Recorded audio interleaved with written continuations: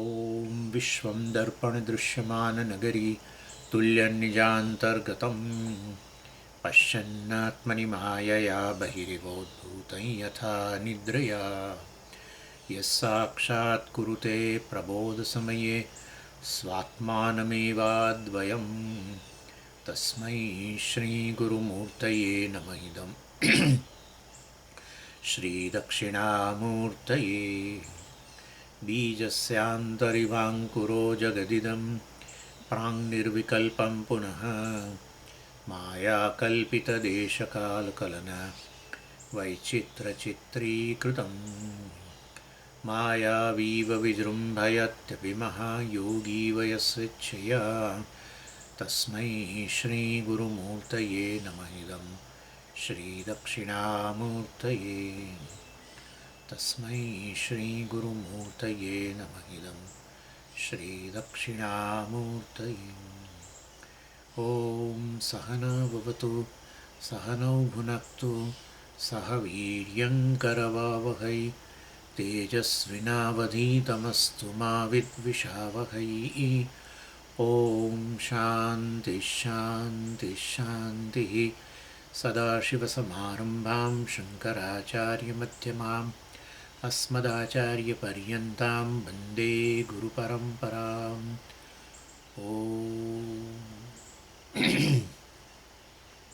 આપણે હવે 17મા અધ્યાયની સમરી જે છે ભગવદ્ ગીતામાં જોવાની છે અને 13, 14 અને 15 અધ્યાયની અંદર ભગવાને આત્મજ્ઞાનની વાત કરી કે જે વસ્તુ આત્મજ્ઞાન એટલે જે આપણને સંસારમાંથી શોકમાંથી મુક્ત કરે, ભયમાંથી મુક્ત કરે, અથવા એવું કહી શકો કે પોતાની જાત સાથેનો અસંતોષ જે છે એમાંથી મુક્ત કરે. એક જ વસ્તુ છે બધી. આપણે આપણી જાત સાથે અસંતોષ હોય છે કે ભાઈ અત્યારે જે છું એકદમ કમ્ફર્ટેબલ જ છું એવું નથી હોતું. એટલે નાના મોટા પરિવર્તન આપણે કરતા રહીએ આપણા જીવનની અંદર કે જેથી કરીને વધારે કમ્ફર્ટેબલ બનો. એવી આશા સાથે જ કરીએ. કંઈ પણ આપણે બદલાવ લાવવા માંગીએ તો એનો એટલો જ આપણો પર્પઝ હોય કે જેથી જે છું એ એટલો કમ્ફર્ટેબલ નથી, આવું કંઈક કરીશ, આમ બદલીશ તો થઈ જઈશ વધારે, એમ કરીને આપણે સતત પરિવર્તન કર્યા કરતા હોઈએ છીએ. અને જે પરિવર્તન લાવીએ એ પરિવર્તન લાવ્યા પછી લાગે કે ના, હવે આ પણ નહીં, હવે એનાથી થોડું આગળ.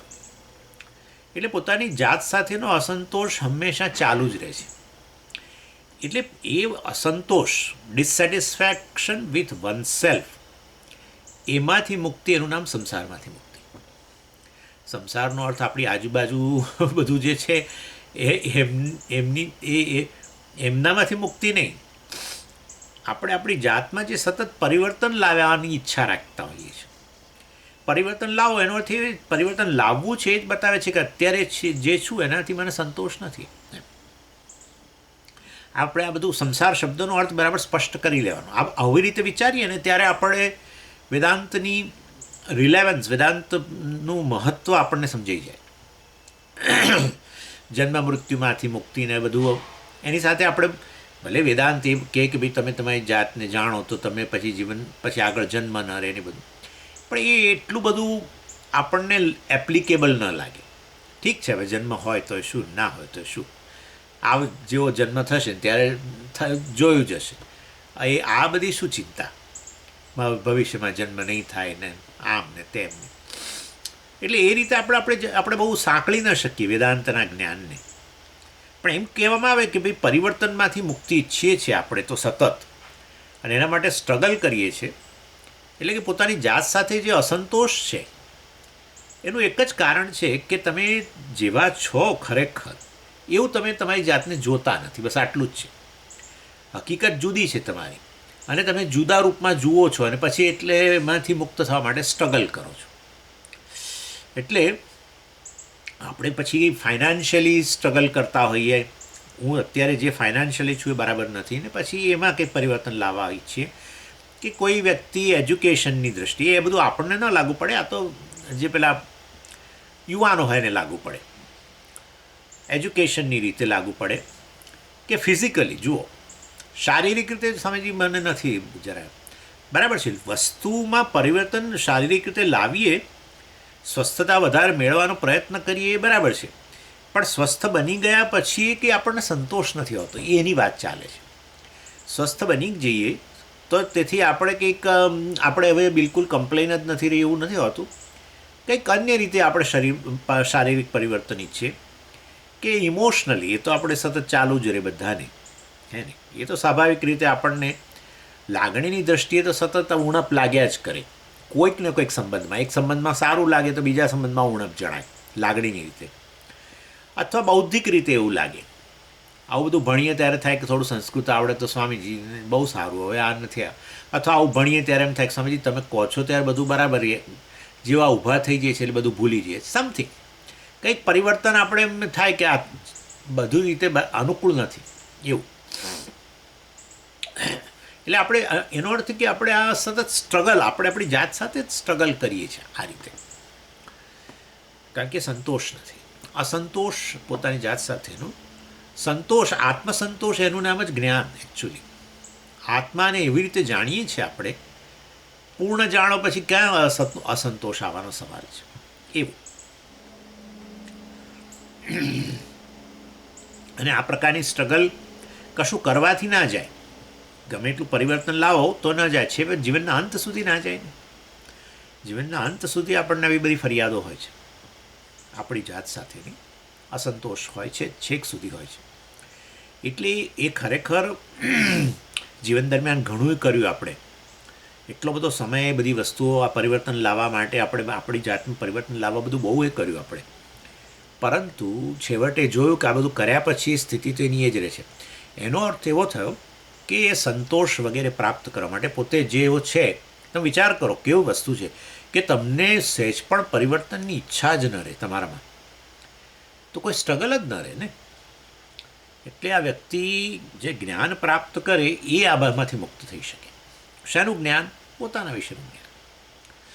કારણ કે પેલી સ્વાભાવિક સ્થિતિ આવી નથી ને. સ્વાભાવિક સ્થિતિ જે છે આવી નથી, એટલે સ્વાભાવિક સ્થિતિનો અનુભવ તો છે. ઊંઘી જાઓ છો ત્યારે કયું પરિવર્તન કરો છો? તમે તમારી જાત સાથે જ હો છો અને પૂરેપૂરા સંતોષથી સૂતા છો. એટલે તમે ખરેખર અનુભવમાં તો તમારે છે જ કે હું પૂર્ણ છું, એ પ્રકારની લાગણી આપણને અનુભવ થાય છે જ. માટે તમે બિલકુલ પરિવર્તન વગર ત્યાં સૂતા છો આરામથી, અને આનંદ છે એટલે જ કે સંતોષ છે. જે કેવું હોય કહો, સ્ટ્રગલ નથી, સંસાર નથી, એ રીતે કહી શકો. પરંતુ જ્ઞાન નથી. એટલે જાગીએ એટલે વળી પાછું હું જે છું એના કરતાં જુદો જ. તમે તમારી જાતને શરીર કહો તો પછી શારીરિક પરિવર્તન ઈચ્છો, કારણ કે આ શરીર તો કોઈ દિવસ પૂર્ણ બનવાનું જ નથી. ગમે એનું શરીર હોય ને, ભલાનું શરીર હોય, યુવાન હોય ને, દૃઢિષ્ઠ હોય ને, આશિષ્ઠ હોય ને, ફલાણો હોય ને, ઢીકણો હોય ને, અને ઘણો બધો બળવાન પણ હોય ને, દુનિયામાં પહેલો નંબર હોય મલ્લ તરીકે ને, બરાબર, 500 કિલો વજન ઉચકી શકતો હોય ને, આમ કરીને. પણ 510 ભાઈ આ 10 કિલો ઉપર મૂકવું છે, ના એ નહીં થઈ, એ ના ઉચકાય, હવે બસ પતી ગયો, આવી ગયો હતી. એટલે એક મર્યાદા છે.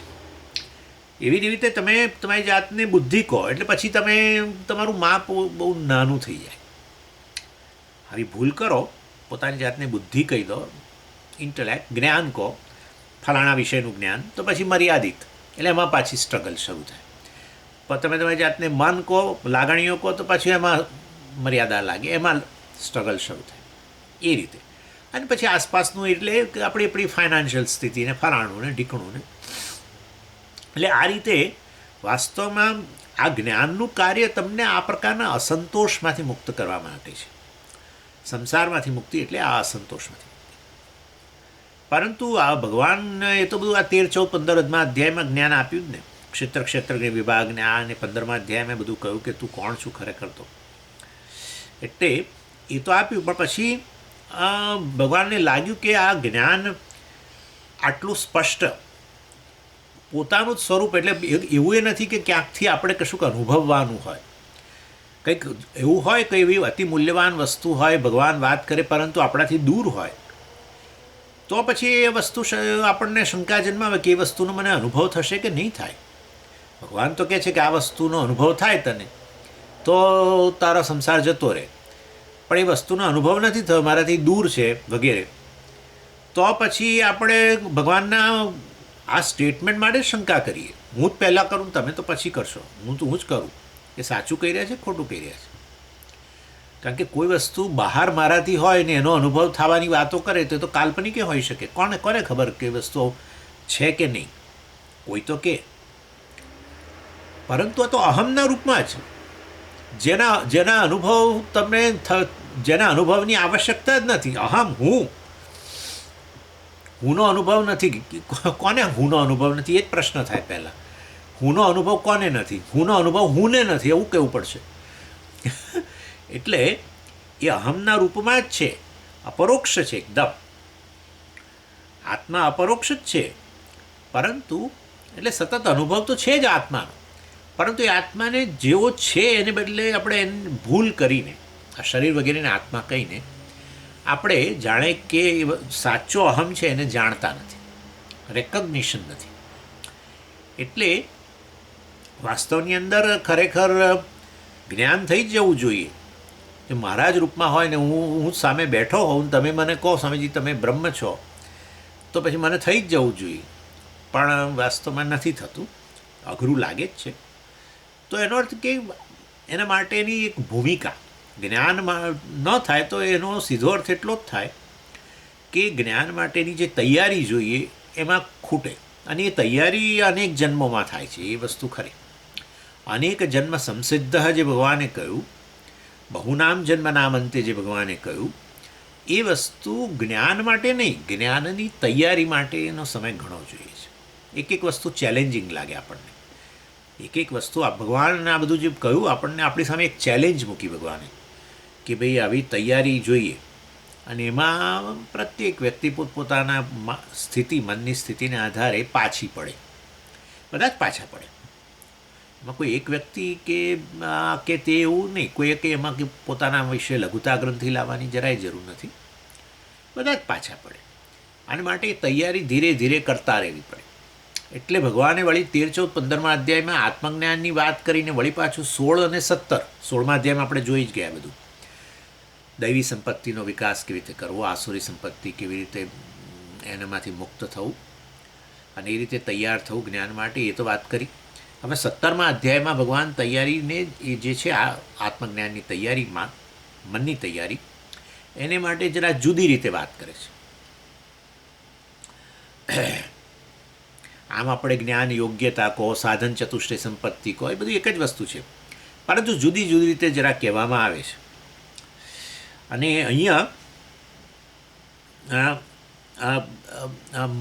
ભગવાન અહીંયા મનને સાત્વિક કેવી રીતે બનાવવું એની વાત કરે છે. સાત્વિક એટલે એ જ્ઞાનની યોગ્યતા. કારણ કે સાત્વિક મનમાં જ જ્ઞાનની જિજ્ઞાસા જન્મે. સાત્વિક મન જ સાયલન્ટ માઇન્ડ હોય, અને જ્યાં સાયલન્ટ માઇન્ડ હોય ને ત્યાં જ્ઞાન થાય. તમે અત્યાર સુધી જે શીખ્યા છો જીવનમાં, જે પણ શીખ્યા, ત્યારે શીખતી વખતે તમારું મન ત્યાં હોવું જોઈએ કે ન હોવું જોઈએ? હોય જ નહીં તો શીખીએ જ કેવી રીતે? ત્યારે જો મન એની સાથે રહેતું હોય, જે વસ્તુ શીખી રહ્યા એની સાથે રહેતું હોય, તો મન બીજા બધા જે રોકાણો છે, રાગદ્વેષના રોકાણો જ હોય મોટે ભાગે.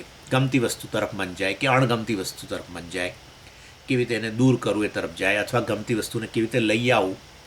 એટલે મન એ પૂર્વ રોકાણોમાંથી મુક્ત હોવું, એને જ કહેવાય કે મન ઘોંઘાટમાંથી મુક્ત છે. ઘોંઘાટનું નામ પૂર્વ રોકાણો, ઓક્યુપેશન. એટલે ઘોંઘાટમાંથી મુક્તિ એટલે મન સાયલન્ટ. એટલે અત્યાર સુધી જીવનમાં તમે શીખ્યા છો એ આ રીતે જ શીખ્યા છો. જ્યારે જે વસ્તુ શીખી રહ્યા હતા ત્યારે મન તમારું એમાં પરોવાયેલું હતું. અત્યારે જ જાણે તમે સાંભળી રહ્યા સમજો કે તમે બરાબર અહીંયા હું જે બોલી રહ્યો છું એની સાથે ને સાથે જ તમારું મન વિચારી રહ્યું છે, અર્થ એનો જાણી રહ્યું છે. તો એનો અર્થ કે મન બીજા બધા રોકાણોમાંથી મુક્ત છે. તો આવું મન સાયલન્ટ માઇન્ડ કહેવાય. અને આવું સાયલન્ટ માઇન્ડ જે છે એ પૂર્વ રોકાણોમાંથી મુક્ત, રાગદ્વેષમાંથી મુક્ત, એને સાત્વિક મન કહેવાય. એટલે ભગવાન હવે અહીંયા મનને સાત્વિક કેવી રીતે બનાવવું એ એંગલથી વાત કરે છે. એક જ વસ્તુ થઈ, જ્ઞાનની યોગ્યતાની જ વાત થઈ રહી છે. એટલે ભગવાન અહીંયા બતાવે છે શ્રદ્ધા, સાત્વિક શ્રદ્ધા કોને કહેવાય, ને સાત્વિક આહાર કોને કહેવાય, ને એવી રીતે.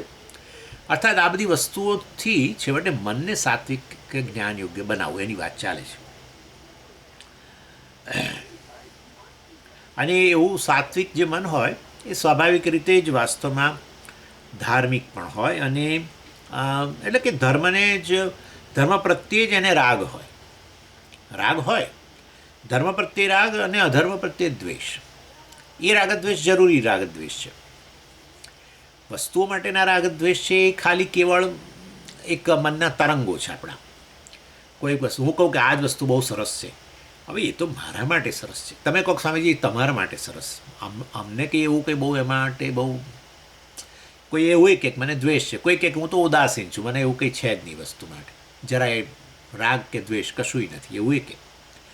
એટલે આ બધા મનના તરંગો જ છે. વસ્તુઓ વિશેના તરંગ જે આપણા રાગદ્વેષ છે, જગતની વસ્તુઓ વ્યક્તિઓ વિશેના રાગદ્વેષ કેવળ તરંગો જ છે, આપણી પોતાની કલ્પના છે. કારણ કે આપણા મનની બહાર એ વસ્તુ નથી મળતી જોવા, આપણા મનની બહાર એ વસ્તુ નથી જોવા મળતી, વ્યક્તિ જ છે ખાલી કે વસ્તુ જ છે, પણ એના પર આપણે થોપી દીધું કે આ બહુ સરસ, આપણે જ થોપ્યું. એટલે જો ખરેખર વ્યક્તિ એવી હોય બહુ જ સરસ, તો બીજી વ્યક્તિ, ત્રીજી વ્યક્તિ, ચોથી વ્યક્તિ, પાંચમી વ્યક્તિ એમ કરીને 2000 વ્યક્તિઓ કહેવું છે હા બધું બહુ સરસ છે. આપણી સ્ટ્રીટની અંદર જ એક જ વ્યક્તિને સારું કહેનારા 5 મળશે અને ખરાબ કહેનારા બીજા 15 મળશે.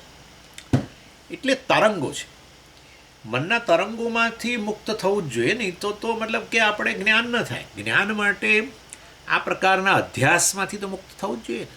અધ્યારોપ હોય તો જ્ઞાન ન થાય. રજ્જુનું જ્ઞાન ત્યારે જ થાય જ્યારે સર્પનો અધ્યારોપ જાય, એ તો કેવી રીતે થાય? એટલે જેવી રીતે વૈજ્ઞાનિકોનું મન હોય છે એવું તટસ્થ મન જેને કહીએ આપણે, જે વસ્તુ જેવી છે એવું જોવા માટેની તૈયારી, કોઈ આ પ્રકારના આરોપ કર્યા વગર જોવું. એટલે ચાલો, એટલે એ તો રાગદ્વેષ વસ્તુઓ વ્યક્તિઓ માટેના જે છે એમાંથી તો આપણે મુક્ત થવાનું, પણ રાગદ્વેષ રાખવાના પાછા અને રહે જ. અને આ રાગદ્વેષ તો જરૂરી જ છે. કયા? ધર્મ પ્રત્યેનો રાગ, અધર્મ પ્રત્યેનો દ્વેષ. ધર્મ પ્રત્યેનો રાગ એટલે તો સ્વામીજી ધર્મ એ કોઈ વસ્તુ છે? જો ધર્મ એ કોઈ વસ્તુ હોય તો પછી એના માટે રાગ શેના માટે હોવો જોઈએ? તમે કહો છો વસ્તુ માટે રાગદ્વેષ ના જોઈએ, તો ધર્મ માટે રાગદ્વેષ ના જોઈએ. એ કોઈ વસ્તુ છે? આપણે બતાવો, જગતમાં એવો કોઈક પદાર્થ બતાવો જેનું નામ ધર્મ છે, એવું બતાવો. એવું નથી. તો ધર્મ શું વસ્તુ છે? ઈશ્વર છે. કેમ ઈશ્વર છે? ક્યાંથી લઈ આવ્યા એવું? એટલે તો રામચંદ્રજીને ધર્મનું મૂર્તિમંત રૂપ કહ્યું. એનો અર્થ એવો થયો કે ધર્મને તમે એક વિગ્રહના રૂપમાં કલ્પો તો એ રામચંદ્રજી છે. પણ ધર્મને ઈશ્વર કેવી રીતે કહી શકો? કારણ કે એ ધર્મ જે છે એ વાસ્તવમાં પ્રત્યેક મનુષ્યના હૃદયમાં અભિવ્યક્ત થયેલો જ છે. જન્મથી જ ધર્મ આવેલો જ છે. જ્યાં મનુષ્યની એટલા માટે વાત કરું છું કારણ કે પસંદગી છે ને, ત્યાં જ ભગવાને એ શું પસંદ કરવું એ પ્રકારનું સામાન્ય જ્ઞાન ભગવાને મોકલ્યું છે. એનું નામ જ ધર્મ છે. અને આ રીતે વાસ્તવની અંદર જે વસ્તુ આ રીતે બધા જ મનુષ્યમાં અભિવ્યક્ત થયેલી હોય, બરાબર છે, એ વસ્તુને વ્યષ્ટિ કહેવાય, વ્યષ્ટિની ઉપજ, મનુષ્યની ઉપજ કહેવાય કે સમષ્ટિ હોય તો એ મનુષ્યની ઉપજ ના હોય. જે વસ્તુ સર્વત્ર અભિવ્યક્ત થતી હોય એ મનુષ્યની બનાવટ ના હોય, ભાઈ એ મનુષ્ય બનાવેલી ના હોય, એ વસ્તુ નેચરલ હોય. અને જગત ઈશ્વર જ છે, તો પછી જગતમાં આ રીતે જે મનુષ્યના હૃદયમાં અભિવ્યક્ત થયેલો ધર્મ પણ જે છે એ ઈશ્વર છે. એટલે ધર્મ માટેનો રાગ એટલે કે ઈશ્વર પ્રત્યેનો રાગ, એનું નામ તો ભક્તિ છે. ઈશ્વર પ્રત્યે રાગ, અને એ ધર્મને અનુરૂપ જ આપણી પસંદગી કરવી એ આપણી શરણાગતિ છે. કોને? ધર્મને, એટલે કે ઈશ્વરને. ઈશ્વરની શરણાગતિ જે છે એ જ છેવટે તારે.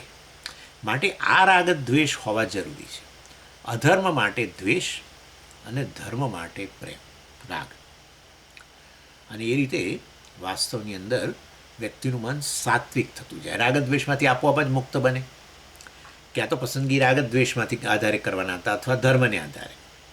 અને સામાન્ય રીતે તમે જાણો જ છો કે જે વસ્તુ પ્રત્યે અત્યંત રાગ હોય ખરેખર એ વસ્તુ કરવા યોગ્ય નથી હોતી, અને જે વસ્તુ માટે દ્વેષ હોય એ ન કરવી જોઈએ ખરેખર, પણ આપણે કરીએ. એટલે આપણા રાગદ્વેષ અને ધર્મ સામાન્ય રીતે એકબીજાની વિરુદ્ધ, અને એ તો રહેવાનું જ. કારણ કે ધર્મ ઈશ્વરની અભિવ્યક્તિ છે જગતની અંદર, એ અથવા ઈશ્વરની અભિવ્યક્તિ છે. રાગદ્વેષ છે એ જીવની સૃષ્ટિ છે. એને માટે એ વસ્તુઓ બંને ન હોય એવું સતત ધર્મની પસંદગી કરતા રહો તો પછી વાસ્તવમાં ધર્મ પ્રત્યે જ રાગ જન્મી જાય. પછી તમને જે ગમે એ કરવા યોગ્ય જ રહે અને જે ન ગમે એ ન કરવા યોગ્ય હોય. અથવા જે તમને જુદી રીતે કહો, જે ન કરવું જોઈએ એ ગમતું જ નથી અને જે કરવું જ જોઈએ એ ગમે છે. તો પછી હવે ક્યાં પ્રશ્ન છે? હવે તો બહુ સરસ થઈ ગયું કામ. કોઈ મનની અંદર મહાભારત રહ્યું જ નહીં. મનમાં મહાભારત આ જ હોય છે. રાગદ્વેષ એટલે કૌરવો અને ધર્મ એટલે પાંડવો, હે ને? એના વચ્ચે ચાલે છે ને સતત. એટલે આપણે સવારથી જ શરૂ થાય, બસ હવે આજે પૂજા નથી કરવી. કેમ? નથી ગમતું, પણ કરવી જોઈએ. હા, એ બધું બરાબર છે, કરવું જોઈએ બધું તો ચોપડીઓમાં, પુસ્તકો, પણ મન નથી ગમતું. એટલે હંમેશા કોન્ફ્લિક્ટ. પછી એનીવે, એટલે કહેવાનો આશય છે સાત્વિક મન કેવી રીતે બનાવવું એની ભગવાન અહીં હવે વાત કરે છે. અને જે જ્ઞાનને આત્મસાત કરી શકે, જ્ઞાનને સ્વીકારે, મતલબ એનું ગ્રહણ થાય. ગ્રહણ થયા પછી એ વસ્તુ ત્યાં ટકે, અને ટકે તો પછી વાસ્તવમાં આત્મસાતે થાય. એટલે એના માટે ભગવાન આ મનને આવું સ્પોન્જી બનાવવાની વાત કરે છે આ અધ્યાયની અંદર. સ્પોન્જ ખબર ને? તમે બહેનોને તો ખ્યાલ, પેલું આમ રાખતા હોય છે, પાણી ઢળે કે આ ઢળે એટલે પેલું દબાવીને અંદર પર લઈ લે અંદર, એવું સ્પોન્જી બને. એટલે આમ સ્વામીના શબ્દો આવે તો આમ સ્પોન્જી હોય મન, લઈ લે એવી રીતે. નહીં તો શું થાય?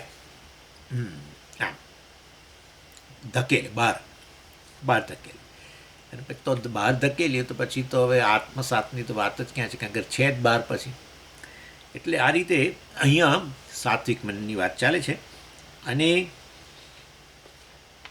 આની અંદર શરૂઆત, આ અધ્યાયની શરૂઆત જે છે અર્જુનના પ્રશ્નથી થાય છે. અને એમાં ભગવાને 16મા અધ્યાયમાં છેલ્લે એક સ્ટેટમેન્ટ એવું કર્યું જેના આધારે અર્જુનને અહીંયા 17મા અધ્યાયમાં પ્રશ્ન થયો. ત્યાં ભગવાને એવું કહ્યું કે તસ્માત શાસ્ત્રમ પ્રમાણંતે કાર્યાકાર્યૌ વ્યવસ્થિતૌ, એમ કરીને ત્યાં કહ્યું તસ્માત શાસ્ત્રમ પ્રમાણમ. શાસ્ત્ર જે છે એ તારા જીવનની ધજા છે. પ્રમાણ એટલે તું એને આગળ રાખીને ચાલ. શાસ્ત્રમાં જે કહેવાયું છે એને આગળ રાખીને, એને અગ્રે રાખીને, તારા મનમાં રાખીને એને પ્રમાણે જીવન જીવ. કાર્યાકાર્યો, કાર્ય એટલે કરવા યોગ્ય, અકાર્ય ન કરવા યોગ્ય. કાર્યાકાર્યો વ્યવસ્થિત હોવું, શું કરવું શું ન કરવું તારા જીવનની અંદર, એના માટે તું આગળ કશુંક રાખ, અને છે શાસ્ત્ર. આવું ભગવાને ત્યાં કહ્યું. અર્થાત કહેવાનો આશય કે તારા જીવન માટેની ગાઈડ છે, ગાઈડ બુક શાસ્ત્ર. આપણે પેલી નવનીતની ગાઈડ બુકો આવતી હતી ને પહેલાં, એટલે નવનીત એટલે આ બધું સ્કૂલોમાં આપણે ભણીએ, કેમેસ્ટ્રી ને ફલાણું ને બધું.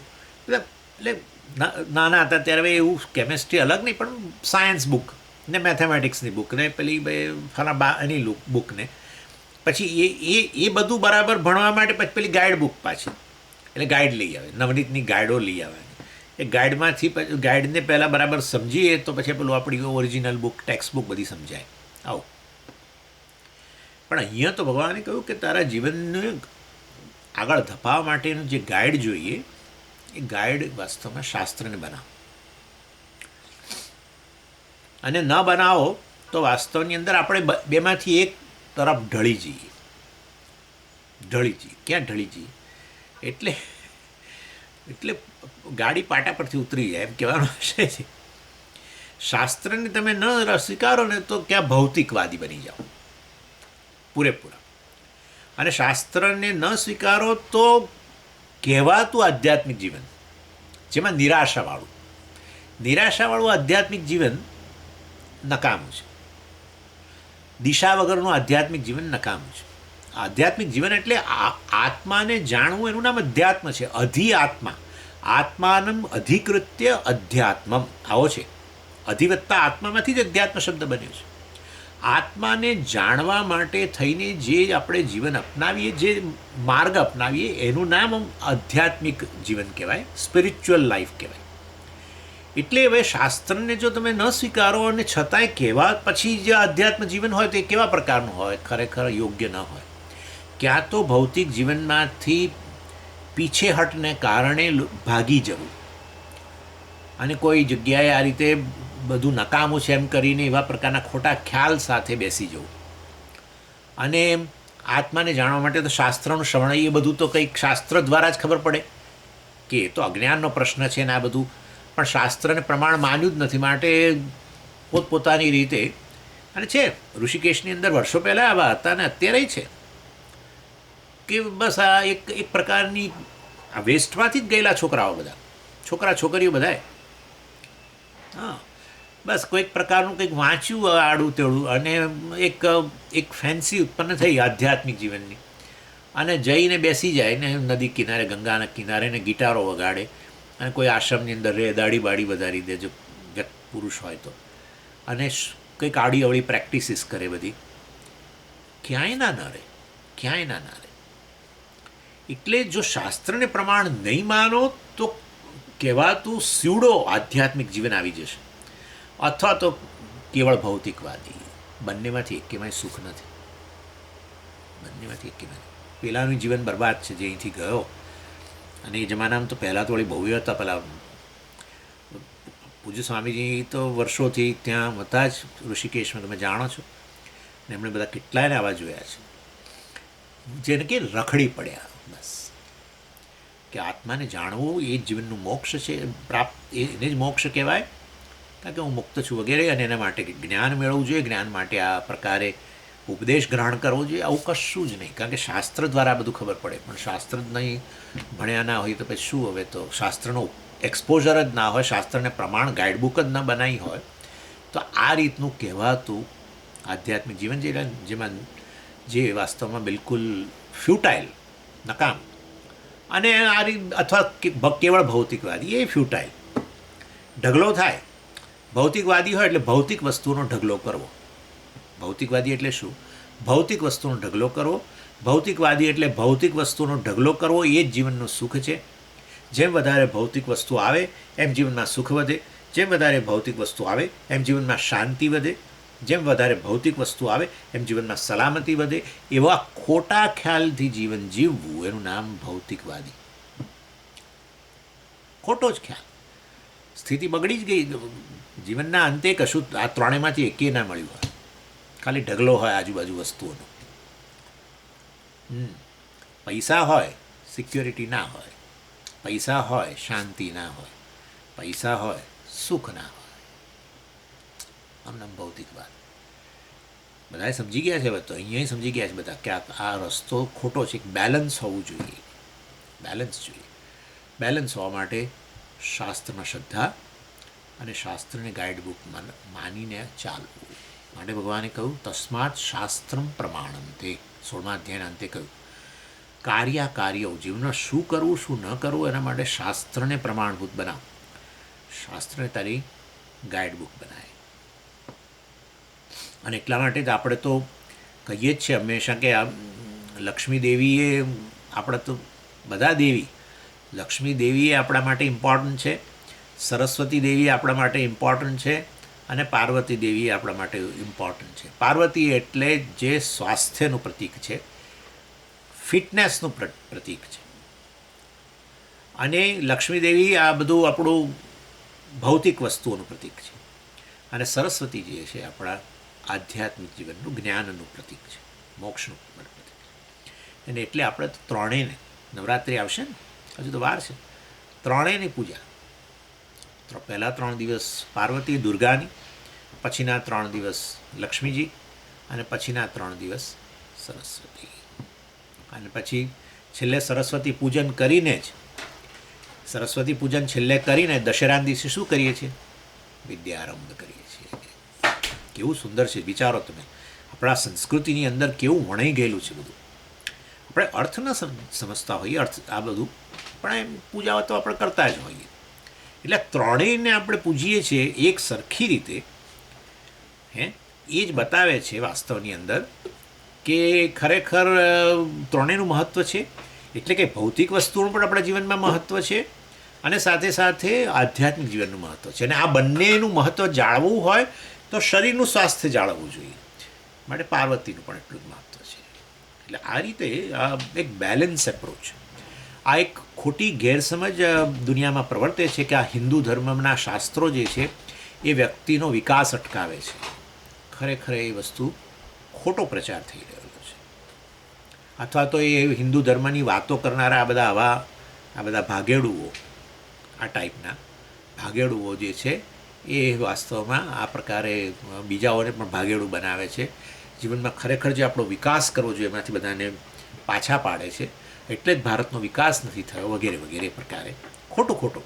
ભારતનો વિકાસ નહીં થવા માટેના ઘણા કારણો છે, આ કારણ નથી. અને એવું જો હોય તો પછી હવે દુનિયાએ ભારત તરફ જીવનમાં શાંતિ વગેરે માટે જોવાની જરૂર નથી. બધા જ શાંતિ વગેરે માટે છેવટે ભારત તરફ જ નજર કરે છે, એટલે આપણા શાસ્ત્રો તરફ. એટલે એ પ્રચાર એક ખોટો પ્રચાર, હિન્દુ ધર્મને વગોવવા માટેનો પ્રચાર છે. એટલે એ ભગવાને 16મા અધ્યાયમાં જે કહ્યું એના આધારે અર્જુને હવે પ્રશ્ન કર્યો કે માની લો કે કેટલાક લોકો છે કે જે લોકોને આવું શાસ્ત્રનું કંઈ આવું બધું જ્ઞાન નથી, પણ એ લોકો બધી પૂજા, જપ, તીર્થયાત્રા, મંદિરે દર્શન કરવા જવું, આમ બધું રિલિજિયસ એક્ટિવિટી બધી બહુ કરે છે, પણ શાસ્ત્રનું બિલકુલ જ્ઞાન નથી. અર્જુને કેવો પ્રશ્ન કર્યો, તમે અત્યારે જ જોઈ શકશો તમારી આજુબાજુ કે આવું જ છે કે મોટાભાગના લોકોને કોઈને આવું આ શાસ્ત્ર શું કહી રહ્યું છે અને શું કશું એક ઈચ્છા એ નથી જાણવાની, શાસ્ત્રને પ્રમાણની નથી માન્યું, પણ તો બીજી બાજુ બધું ધાર્મિક કાર્ય બધું બહુ કરી રહ્યા છે, જપ ને આ ને તે ફલાણું દેખો બધું બરાબર. તો વાસ્તવની અંદર અને શ્રદ્ધાથી કરી રહ્યા છે, એવું નથી કે તમને બતાવવા માટે એ લોકો પૂજા કરે છે. તમે કરો કે ના કરો પણ એ તો કરવાના જ છે. તમે જપ કરો કે ના કરો એ કરવાના જ છે. તમે તીર્થયાત્રાએ જાઓ કે ના જાઓ કોઈ બહાના કાઢીને પણ એ તો જવાના જ છે. એટલે એ મંદિરે જતા હોય તો એ જવાના જ છે. તમે કહો હું તો મારે તો નથી આવું, બધું મંદિરમાં જે છે ભગવાન એ જ અહીંયા ઘરમાં બેઠા છે અને માટે હું તો અહીંયા લો કરી લીધા મેં નમસ્કાર એમ કરીને આમ ઉપર જોઈને કરી દે, મારે નથી જવું. પણ એમની શ્રદ્ધા જરાય નહીં ડરી, એ તો જશે જ છે ને, આજુબાજુ લોકો હશે જ. તો આવા લોકોની શ્રદ્ધા અને આવા લોકોનું શું થાય ને આ લોકોનો સ્વભાવ શું? હવે અર્જુને પ્રશ્ન કર્યો 5000 વર્ષ પહેલાં જે અત્યારે એટલો જ લાગુ પડે છે. એટલે આ જે 17માં આ પ્રશ્ન અર્જુને કર્યો ને એમાંથી પછી ભગવાનને તો જોઈતું જ હોય, એ તો સર્વજ્ઞ છે મારા મહાત્મા. એટલે પછી એમને થયું કે ચાલો મનને આ રીતે સાત્વિક બનાવવા માટે આ રીતે આ બધી વાત કરીએ. હવે આ જે શ્રદ્ધા જે છે આ પ્રકારના લોકોની શ્રદ્ધા, જે જ્ઞાન નથી શાસ્ત્રનું, શાસ્ત્રને પ્રમાણ તરીકે નથી લીધું અને છતાંય બધું કરી રહ્યા છે શ્રદ્ધાપૂર્વક, તો એમની શ્રદ્ધા કયા પ્રકારની કહેવાય એમ કરીને થઈ ચર્ચા. એટલે આ અધ્યાયનું નામ શ્રદ્ધાત્રય વિભાગ પાડી દીધું. 3 પ્રકારની શ્રદ્ધા, સાત્વિકી, રાજસી ને તામસી એમ કરીને. ચાલો, એટલે હવે આ અધ્યાય જે છે એને 3 ભાગમાં વહેંચીએ છીએ. પહેલો જે પોર્શન જે છે 1 થી 6 શ્લોકનો, એમાં નેચરલી અર્જુનનો પ્રશ્ન પહેલો શ્લોક અને ત્યાર પછી ભગવાનના ઉત્તરો વગેરે. અને એમાં ભગવાને પહેલાં 3 પ્રકારની શ્રદ્ધાની જ વાત કરી, કારણ કે શ્રદ્ધા સાથેનો જ પ્રશ્ન હતો કે આ લોકોની શ્રદ્ધાની કેવી જે લોકોને શાસ્ત્રને પ્રમાણ માનીને શાસ્ત્ર શું કહી રહ્યું છે એ ટીચિંગ તરફ ધ્યાન આપવું, પોતાના કાન એ તરફ આપવા અને એને આધારે જીવન જીવવું, એવું કશું ન હોય ને છતાંય શ્રદ્ધાપૂર્વક બધું કરતા હોય, તો એમની શ્રદ્ધા કયા પ્રકારની કહેવાય? આવું જે ભગવાનને એણે પૂછ્યું અર્જુને, એના આધારે ભગવાને પહેલાં 3 પ્રકારની શ્રદ્ધાની વાત કરી 1 થી 6 શ્લોકમાં. એકમાં પહેલો શ્લોક તો પેલો અર્જુનનો પ્રશ્ન, બાકીના 5 અર્જુનના પ્રશ્નના ઉત્તર રૂપે. પછી 7 થી 22 શ્લોક જે છે એમાં ભગવાને પછી ચાલો ભગવાનને થયું 3 શ્રદ્ધાની તો વાત મેં કરી દીધી તો પતી ગયું અધ્યાય, એવું નહીં. ભગવાને પછી બોનસ ટોપિક રજૂ કર્યા. અર્જુને પૂછ્યું નહીં પણ બોનસ પેટે કે લે ચાલો દિવાળી આવે જેમ બોનસ આપે એમ તે પૂછો શ્રદ્ધા વિશે પ્રશ્ન, પણ હું તને બોનસમાં બીજું કહું કેટલીક વસ્તુ જેને કારણે વ્યક્તિનું મન સાત્વિક બને. અને એ 4 ટોપિક છે એમાં ભગવાને આહારની વાત કરી, 3 પ્રકારના આહાર, સાત્વિક, રાજસ, તામસ. 3 શ્રદ્ધાની વાત તો થઈ ગઈ પહેલાં. હવે ભગવાને આહાર 3 પ્રકારના આહારની વાત કરી, પછી 3 પ્રકારના યજ્ઞ, એ જ સાત્વિક, રાજસિક, તામસ, પછી તપઃ, સાત્વિક તપ, રાજસ તપ અને તામસ તપ, અને છેલ્લે દાનની વાત કરી, સાત્વિક દાન, રાજસ દાન, તામસ દાન. બરાબર? આમ કરીને આ 4 બોનસ ટોપિક, શ્રદ્ધા સિવાયના બીજા 4 બોનસ ટોપિક એ ભગવાને બતાવ્યું કે સાત્વિક કોને, દાન કોને કહેવાય, સાત્વિક તપ કોને કહેવાય, સાત્વિક યજ્ઞ કોને કહેવાય, સાત્વિક આહાર કોને કહેવાય, વગેરે વગેરે, અને રાજસ આહાર અને તામસ આહાર પણ કયા છે, એ રીતે બધું ચર્ચા કરી. શેના કયા શ્લોકથી કયા શ્લોક? 7 થી 22. અને છેવટે 23 થી 28ની અંદર ભગવાને એક બહુ જ ફેમસ મંત્ર ઓમ તત્સત, આપણે જાણીએ છીએ, એનું મહત્ત્વ બતાવ્યું 23 થી 28 શ્લોકની અંદર. અને આ રીતે આ અધ્યાયની અંદર આ 3 વિષયો છે. અને આમાં પહેલો ટોપિક જે છે એમાં આપણે જઈએ તો એની અંદર ભગવાને જે આ શ્રદ્ધાની વાત કરી, જેને 3 વિભાગમાં આપણે વહેંચીએ છીએ, એ શેના આધારે એવી શ્રદ્ધા નક્કી થાય, એવો વિભાગ શેના આધારે નક્કી થાય? તો ભગવાને કહ્યું કે કયા પ્રકારની એ પૂજા કરે છે, કઈ રીતે, કયા સાધનથી એ ભગવાનની સાથે સાંકળે છે, પોતાને જોડે છે, એના આધારે નક્કી થાય. અને એ બીજું, એ કયા પ્રકાર ભગવાનને કયા દેવતાના રૂપમાં પૂજે છે, એના આધારે નક્કી થાય કે એની શ્રદ્ધા કેવી છે, સાત્વિક, રાજસ, તામસ. અને ત્રીજું છે એ જે રીતે સાંકળે, જે રીતે પૂજા કરે, એ પૂજા પાછળનો એનો મોટિવ કયો છે, એનો ઉદ્દેશ શું છે, એ ઉદ્દેશને આધારે એની શ્રદ્ધા નક્કી થાય. એટલે 3 વસ્તુને આધારે શ્રદ્ધા નક્કી થાય. એક તો છે કે કયા પ્રકારની પૂજા કરે છે, બરાબર, અને કયા પ્રકારના દેવતાની, ઈશ્વરની જ, પણ કયા પ્રકારના દેવતાના રૂપમાં પૂજા કરે છે, અને એ પૂજા કરવા પાછળનો એનો ઉદ્દેશ છે, એનો પર્પસ, એનો મોટિવ શું છે, એના આધારે આપણે આ શ્રદ્ધાને 3 વિભાગમાં વહેંચી શકીએ: ડેઇટી, મેથડ અને મોટિવ. એમ આ રીતે. એટલે હવે પહેલું કે હવે જો સાત્વિક દેવતાઓની પૂજા કરતા હોય તો પછી એની શ્રદ્ધા સાત્વિક છે. જો રાજસ દેવતાઓની પૂજા કરતા હોય, અર્થાત દેવતાનું એવું, ભગવાનનું એવું રૂપમાં એ પૂજા કરે છે કે જેમાં ભગવાનનું રાજસ અભિવ્યક્તિ છે, રજોગુણની અભિવ્યક્તિ છે, અથવા તો ભગવાનને એવા દેવતાના રૂપમાં પૂજા કરે છે જેમાં તમો ગુણની વધારે અભિવ્યક્તિ દેખાય છે. બધું છેવટે ઈશ્વર જ છે.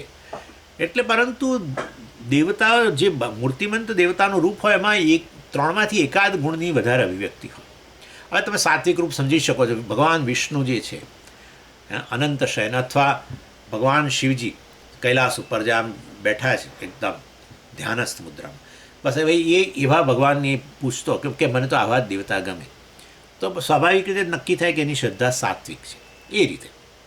હવે એની બહુ ડિટેલ ચર્ચા હું અત્યારે નથી કરતો. આ તમને ખાલી અહીંયા તો સમરી છે, એટલે તમને એક આમ તો બધા 18 અધ્યાય આપણે તો જોઈ ગયા છીએ પહેલાં, એટલે એક આ તો સમરીનો પાર્ટ લીધો છે. એટલે એટલે એ રીતે તામસ દેવતાઓની પૂજા કરતા હોય તો એની શ્રદ્ધા તામસિક છે, એ રીતે નક્કી થઈ શકે. અચ્છા, પૂજા કઈ રીતે કરે છે તમે તો જુઓ છો, ખબર છે તમને. હવે તમે આસામ બાજુ જાઓ તો પૂજા જુદી રીતે, અમુક પ્રકારની હિંસા અને બધું, ઘણીવાર પોતાના શરીર પર અમુક પ્રકારનો અમુક રીતે ઈજા પહોંચાડીને, જીભમાં કંઈક આમ તલવાર ખોસીને, આવું બધું મેં જોયું છે. એટલે જાત જાતની રીતે લોકો પૂજા કરતા હોય છે. હવે આપણા જેવા પૂજા જે મંદિરની આપણા ઘરની અંદર કરતા હોઈએ, જેમાં આપણે તો પેલી ષોડશોપચાર પૂજાની, આ તો સાત્વિક પૂજા કહેવાય. બીજા પૂજા કરતા હોય કોઈ રાજસ રીતે, કોઈ અમે તમને કઈ રીતે તમોગુણની. એટલે તામસ દેવતાઓની પૂજા હોય તો તમે પેલા આપણા જે બધા પેલા શું જેને કહીએ, કાળી ચૌદસના દિવસે જાય ફલાણી જગ્યાએ અને સ્મશાનમાં જાય ને અમુક બધી ખોપરીઓમાં આમ કરે, આ બધું તમે સમજી જ શકો છો. આ બધી તામસ દેવતાઓની પૂજા જે છે બધું ઈશ્વર જ છે, પરંતુ તમે એ ભગવાનને એની સાથે એક સંબંધ બાંધવા માટે એવું રૂપમાં પૂજો છો એને કે જે તમો ગુણમાં અભિવ્યક્તિવાળું જણાય. એ રીતે. એટલે કયા પ્રકારે પૂજા કરો છો, કેવા દેવતાના રૂપમાં એની પૂજા કરો છો, એના આધારે અને તમારો ઉદ્દેશ નેચરલી. હવે જે પેલો સ્મશાનમાં જઈને પૂજા કરે આ પ્રકારે, એને કંઈ એવું થોડું છે મને જીવનમાં મોક્ષ પ્રાપ્ત થાય. એને તો કંઈક અમુક પ્રકારની સિદ્ધિઓ જોઈએ છે કે એ પ્રકારે જે સિદ્ધિઓથી વશીકરણ કરે, આમ કરે, તેમ કરે, બરાબર ને. એટલે એનો અર્થ એવો થયો કે એમના મોટિવ, એમના પ્રયોજન એ બધા એવા છે. એટલે આ રીતે ભગવાને 3 શ્રદ્ધાના વિભાગ બતાવ્યા: કેવી પૂજા, કેવા દેવતા, કેવો ઉદ્દેશ.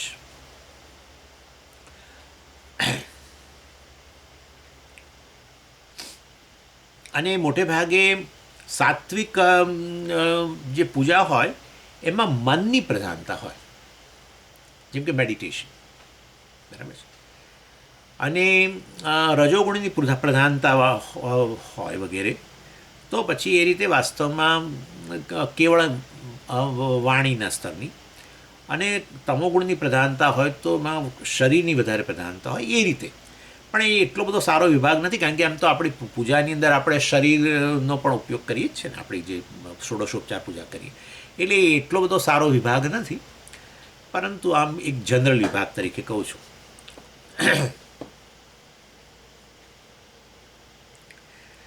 પણ એટલું તો ખરું જ કે તમારે એ પૂજાની અંદર જેટલું વધારે પેલું હલનચલન ને આ ને તેને એ શારીરિક સ્તરે જ હોય એ રીતે એને રાજસ કે વગેરે તમે કહી શકો. વધારે એક્સ્ટ્રોવર્ટ, બહિર્મુક્તાવાળું. જ્યારે અંતર્મુક્તાવાળું જે તમે ભગવાનની પૂજા હોય, દાખલા કે માનસ પૂજા કરો છો, સમજો, અંતર્મુક્તા, બરાબર, કેવળ મનના સ્તરે, તો પછી હવે એને તમે સાત્વિક કહેવું તો કહી શકો, જેમાં કેવળ મનની પ્રધાનતા. અને પછી શરીરની પ્રધાનતા વધારે હલનચલનવાળી, જેમાં બહુ નેચરલી આપણે આ બહાર પૂજા કરીએ છીએ. હવે એમાં તો ઘણું બધું વસ્તુ આપણે ભેગી કરીએ, આ કરીએ, અને બધું એક એક ઉપચારમાં પાછું આપણે તો બધામાં અભિષેક કરતા હોઈએ, આરતી ઉતારતા હોય, તો એમાં શરીરના સ્તરે જ બધું થવાનું ને. એટલે હવે એ વસ્તુઓને પછી આગળ તમે રાજસિક વગેરે કહી શકો. પણ આવું પ્રકારનું બહુ અતિશય મનમાં વિભાગ ન પાડતા, નહીં તો તમને પાછું આવું થશે કે હું તો જે પૂજા કરું છું તો રાજસ પૂજા કરું છું, એ મારી શ્રદ્ધા રાજસ છે, એવું માનતા નહીં. તમે કરો, તમારો સંકલ્પને આધારે જ નક્કી કરી થઈ જતું હોય છે. અંતઃકરણ શુદ્ધ્યર્થમ, બરાબર ને, બ્રહ્મ વિદ્યા પ્રાપ્ત્યર્થમ કે મોક્ષ પ્રાપ્ત્યર્થમ વગેરે એમ સંકલ્પ કરીને જ પૂજા કરતા હો, તો એમાં ક્યાં રજોગુણ કે તમોગુણની વાત છે. ચાલો, એનીવે. પરંતુ એટલે આવું કહેવું તો કહેવાય. અને જે પૂજાની અંદર વાયોલન્સ, એ તો નક્કી, હિંસાનું પ્રાધાન્યવાળી તમોગુણી પૂજા, બસ એ તો એ મેં તમને હમણાં જ કહ્યું, કામાખ્યા મંદિરમાં કે આવી રીતે ઘણી જગ્યાએ, ખાસ કરીને જગ્યાએ નોર્થ ઇસ્ટમાં વધારે છે, પણ મને લાગે છે આપણા ગુજરાતની અંદર એ અમુક કમ્યુનિટી છે તે અમુક દિવસે અમુક પ્રકારનું બલિ ધરાવો આ બધું કરતા હોય છે. આ બધું પણ એટલે શરીરના સ્તરે જ જે પૂજા વગેરે એને ઘણો રાજસ, પણ એમાંથી આગળ વધીને વાયોલન્સ, હિંસા વગેરે રહેલી હોય પૂજામાં, તો એ ડેફિનેટલી તમોગુણી છે, તો નક્કી છે. પછી મોટિવ પણ મેં તમને કહી દીધો કે આપણો ઉદ્દેશ્ય પૂજા વગેરે દ્વારા આપણો વિકાસ કરવાનું, મોક્ષ પ્રાપ્ત કરવાનું, મનમાં રહેલી અશુદ્ધિઓને દૂર કરવાનું, આ પ્રકારનો આપણો ઉદ્દેશ હોય પૂજા વગેરેથી અનુગ્રહ પ્રાપ્ત કરીને, તો સ્વાભાવિક રીતે જ આપણે એને સાત્વિક કહીશું. અને આપણો ઉદ્દેશ્ય એવો હોય કે આપણો ભૌતિક વિકાસ થાય. ભૌતિક વિકાસમાં એ પણ આવી ગયું, આપણા જે કુટુંબીજનો હોય એમનો પણ વિકાસ થાય, એવી પ્રકારની ભાવના સાથે આપણે પૂજા કરતા હોઈએ. અને આપણે મટીરિયલી વધારે પ્રોસ્પર થઈએ એ પ્રકારની આપણને ઈચ્છા હોય, તો એ પછી રજોગુણી ઉદ્દેશ્ય છે, માટે તમારી શ્રદ્ધા રાજસિક કહેવાય. આ વસ્તુમાં ભેદ નથી. પછી આ વસ્તુને તો હું જે રીતે કહું છું એ રીતે સ્વીકારજો. અને બ્લેક મેજિકને એ પ્રકારનો આપણો ઉદ્દેશ હોય કે એ પ્રકારની કંઈ સિદ્ધિઓ મેળવવું કે બધું, અને એના માટે તમે સ્મશાનમાં જાઓ ને એ પ્રકારે એ બધું, તો સ્વાભાવિક રીતે જ એને આપણે તમોગુણી ઉદ્દેશ્યવાળા કહી શકીએ. આ થયું 1 થી 6નું ડિસ્કશન. અને પછી ભગવાને 4 ટૉપિક ઇન્ટ્રોડ્યુસ કર્યા. અને એમાં પહેલું મેં તમને કહ્યું આહાર. અને ભગવાનનું આવું કહેવું છે કે જે આહાર લો છો એનાથી જ મન બની જાય, જે પ્રકારનો આહાર લો એનાથી જ મન બની જાય એવું નહીં, પણ જે પ્રકારનું મન બનાવવું હોય એમાં એક કોન્ટ્રીબ્યુટિંગ ફેક્ટર, એક પરિબળ, એનાથી જ બને એવું નહીં. એટલે એક કોન્ટ્રીબ્યુટિંગ ફેક્ટર જે છે એ છે આહાર. જેવું મન તમારું બને એના માટે જવાબદાર વસ્તુ. એટલે આનાથી જેવો આહાર લઈએ એવું મન બની જ જાય એવું નહીં માની લેવાનું, પરંતુ નક્કી કરે એ વસ્તુમાં એક ઘટક ખરો. અને ભગવાને આ 3 પ્રકારના આહારની વાત કરી, સાત્વિક, રાજસ અને તામસ.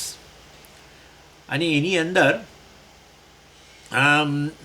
આહાર, સાત્વિક આહાર કોને કહેવાય એમાં તો હું ઉત્તર નથી જતો, પણ આટલી વસ્તુઓ હોય તો આહારને સાત્વિક કહેવાય. એક તો નોન વેજીટેરિયન ના હોય તો સાત્વિક, આપણે એવી રીતે ગણીએ, માંસાહાર ન લેતા હોય.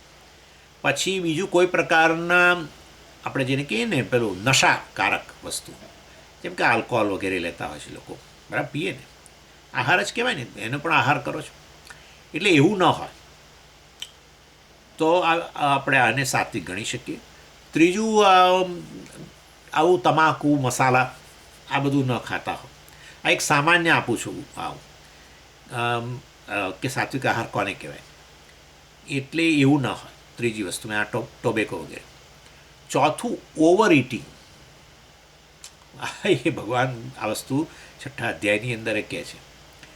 એટલે ઓવર ઇટિંગ, જમવા બેઠા હોય ત્યારે જેટલું ખાવું જોઈએ એનાથી થોડુંક ઓછું ખાઈએ, એના કરતાં ખાવું જોઈએ એના કરતાં પણ વધારે થોડું ખાઈએ. એ ઓવર ઇટિંગ એ તો પછી એ સાત્વિક નથી રહેતું, આપણે જાણીએ જ છે, આપણા મન પર અસર પડે જ છે વસ્તુની. અને 5મી વસ્તુ જે છે કે દાખલા તરીકે બ્રેકફાસ્ટ લેતા હો ને લંચ લેતા હો, એની વચ્ચે પણ પછી આ બધું કાઢીને આખો દિવસ ચાવ્યા કરી, જેટલી વાર રસોડામાં જઈએ એટલી વાર ડબ્બા ખોલીને ખાતા રહીએ. તો આ તો હવે તો બધા ભાઈ, આ જે બધા ન્યુટ્રિશનિસ્ટ ને બધા જે હોય છે એ લોકો કહે છે આવું ન કરો, આ બધાને લીધે તમારું ઇન્સ્યુલિન રેઝિસ્ટન્સ આવી જતું હોય છે વગેરે. ચાલો એની એટલે બ્રેકફાસ્ટ અને લંચ વચ્ચે, લંચ અને પછી આપણે પેલો બપોરના નાસ્તા વચ્ચે પણ પાછું કંઈક ને કંઈક, અને પાછું એ નાસ્તા અને પેલા ડિનર વચ્ચે પાછું કંઈક ને કંઈક, અને આમ કરીને જેટલી વાર આપણે તો જે નજરમાં આવ્યું એ ડબ્બો ખોલીને ખાધા રાખો તો પછી સાત્વિક આહાર નથી રહેતો. અને આ રીતે 5 રૂલ ભગવાને અહીંયા ઇન જનરલ તમને કહું છું કે જે સાત્વિક મન બનાવવા માટેના કારણો બની શકે. ફક્ત આનથી જ બની જાય એવું નહીં, કારણ કે હવે હમણાં પાછું આ લસણ ડુંગળીની વાત આવીને ઊભી રહેશે. એટલે હવે લસણ ડુંગળી ખાય એટલે એનું મન તામસિક હોય આવું એ નથી હોતું પાછું. એટલે આ બધી વસ્તુઓ આહારથી જ મન બની જાય એવું નહીં માનવાનું, પણ એ એક ફેક્ટર ખરો, ડેફિનેટલી એક ફેક્ટર.